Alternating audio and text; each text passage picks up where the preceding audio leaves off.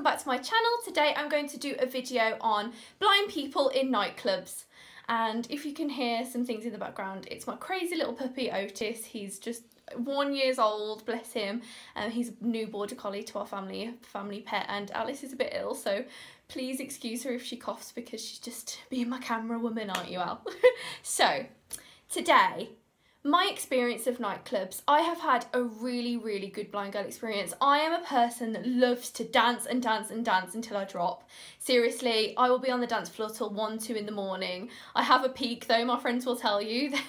Like, I'm the one that's known to sleep at the end of the night because I've danced so much and I get so sweaty. I always call it like Edward's sweat because it's just not pleasant. Maybe that was TMI, but literally when I come out of a nightclub I'm like drenched, and it's all about the dancing for me, all about the music. And obviously when I go onto a dance floor and the stereo is really loud on my ears, I'm like boom boom boom, and literally I become deaf blind. And I say that in a not like in my sense of the word deaf blind, because obviously the music is all I can hear, so I become deaf by the music, and then obviously I can't see anything, so I can become very vulnerable in those situations. Because if I didn't have my friends around me, you know what nightclubs are like, sometimes people are kind of a bit sleazy, sometimes maybe, not all nightclubs, but yeah, if I'm in town, it's very much like, you know, is someone going to be a bit, you know, nightclubs and dancing, people dancing up against each other, you know what I mean, guys. Nightclubs are a bit dodgy sometimes, and I'm lucky that all the boys in my friendship group tend to do a circle around me if I need them to, if there's someone getting a bit too close, or like my best friends like block me from guys. And it's really cool because I don't know what's going on other than the music ever. So me and my friends, like, we have like a tapping system. I'm like, I think we did like 2 taps to like come off the dance floor, or I like shout, but sometimes I can hear people shouting, but others, so it can be very debilitating if you don't have a friendship group that sort of knows the signals to get on and off the dance floor.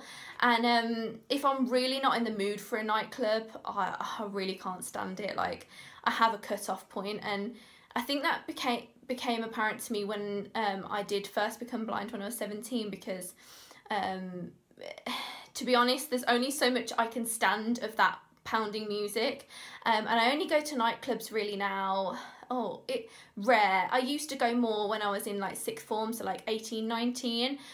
Recently, maybe not even once a month. So yeah, my tolerance of them has got a bit lower, but my way of coping with them is basically the same. So yeah, we have like a tapping system with my friends, we have the circle system, we also, when we get on off the dance floor, the girlies and I, we like do this choo-choo train, so people think that we're just girls like coming off and on the dance floor.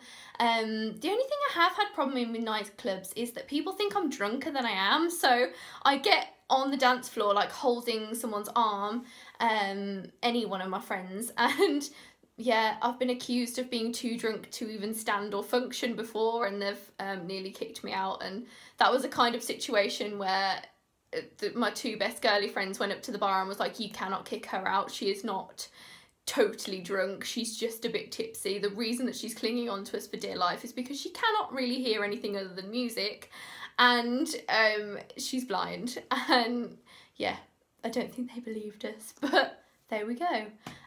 That was a bit of an awkward situation. I came home crying that one night, but that's the only one bad experience that I had with a nightclub slash pub that opens really late.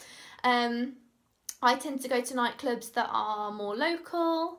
On my birthday once with my best friends, I went to the one like in town. I think I've been to Pop World before, which is really cheesy like dance music, and that's quite a big club. I tend to like to go to big clubs, and I've also been to this club called Prism as well, which is in the UK, and I got so excited before because I was in Cardiff with a few of my friends, because one of my best friends went to Cardiff Uni, and the bottom of the floor is like a proper multicoloured dance floor, if you get what I mean, with like a disco ball. And I got so excited because then I was able to see colour a couple of years ago, and I was like, oh my gosh, I could see the floor. And yeah, I was a bit tipsy as well, so that didn't really help. But yeah, if you're scared to go to a nightclub and you never have been before, I totally understand if you're blind and you don't want to go on your own. Like, it's so daunting, and to be honest, it's a special occasion thing for me anyway. And also it depends what type of person you are. If you love dancing the night away like me, they're the type of places for you. But if you get anxious and things, I can totally understand why they maybe aren't an option. I love just going to the pub as well, but I went to one of my friend's birthdays a week ago or so, and there's just a point where I hit sometimes that I don't really like, but it is, I have to accept that it's something about me. Sorry, Otis is like scratching himself. Yeah, I hate to admit that this is about me, but sometimes like I get so overwhelmed by people talking in the pub. Sometimes I zone out, and my friends know like the look on my face, but it just gets so overwhelming sometimes that I just can't hear, and I find it so hard to concentrate that it just becomes, there's a point where I just can't cope anymore, and it really does, like, it makes me have a headache, and I come home and I just sleep straight away. And to be honest, it is really something that you have to adapt to, and it's something that I do for special occasions. Otherwise, it does get me down, and it does make me think, oh, I shouldn't put myself in those situations a lot, because they're very crowded, hectic places. And yeah, I'm having to listen to like several people in my friendship group at once, and there's loads of cross table talking. Sometimes I'm like, oh, I don't know where people are. But another thing also to cope with that is that I sort of know where all my friends are, and they keep in similar positions throughout the night on the table. So if we're at a pub or something, that really does help. And sometimes we also, as much as we can anyway, go to places in the pub or the nightclub where it isn't as loud and the speakers aren't as blaring. So hopefully those tips help for you guys. They do work for me majority of the time, but as I said, I'm not perfect when it comes to nightclubs. They're not necessarily my favourite place, but I just love dancing. And now that me and Ollie are getting a flat in London, we are definitely house party people. We love a good party, and to be honest, when you get a bit older and you get a place of your own and you are a visually impaired person, I would definitely suggest a house party. I feel most comfortable in my house. I know where I am. I can get as tipsy as I want, and I still sort of know, you know your house by the back of your hand. And obviously when you can't see anything, that's really important. You can control the volume of the music. And to be honest, I found it to be the best option for me. Yes. So hope you enjoyed this video, guys, this week. And I've got another live stream on Friday.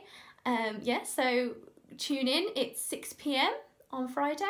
And yeah, see you again for another video. Bye, guys.